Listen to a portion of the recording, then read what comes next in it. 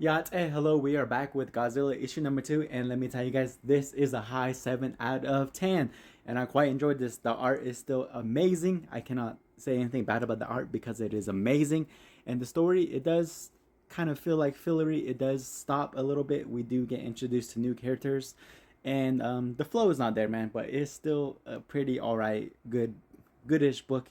I still quite enjoyed this, still reading it for my boy Godzilla, and I'm just really invested in this universe, this series, because I'm still gonna read it, and it's quite great. 7 out of 10, and let's get to those pages. And we continue, and we are back to Jason getting dragged down by this fucking beast, and we find out that it has these little tentacles, or whatever, with mouths. And I really love his narration right here, describing what he's seen. And then he does get saved by who is it? I forgot her name real quick. But yeah, he does get saved, and man, dude, it's crazy. And of course, he is fine because he does need to stock up on protein again, and he's eating popcorn. And man, dude, I love it.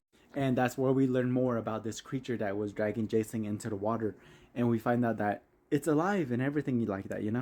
And we do find out again that it was sucking on the blood of Anguirus right here, so it was making Anguirus rise up from the water and just leave his home. So it is kind of like an invasive species. And that's where we see two more of these tentacles come out of the one tentacle, and it is just growing like that. It is continuing. But man, I'm really loving the art in this issue. Everybody really pops. And so the captain decides to use that creature as a plan, to lure Godzilla to them. And we do get more dialogue. It's kind of dialogue heavy in this issue, but I fuck with it. And then that's where we see the origin of Godzilla and the origin of Jason, of how Godzilla came into his life and just fucked everything up from there, because he is pissed at Godzilla. And so he's staying at a little daycare while his mom's at work. And right here we see where his mom works at. And it is just, dude, I can hear this picture though, and it is fucked up.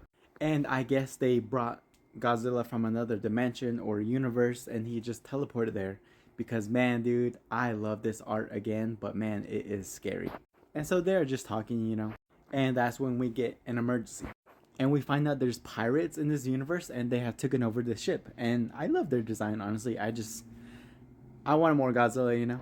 But him being able to block and catch Jason's punch was just, I think he has some power. And that's where they fight.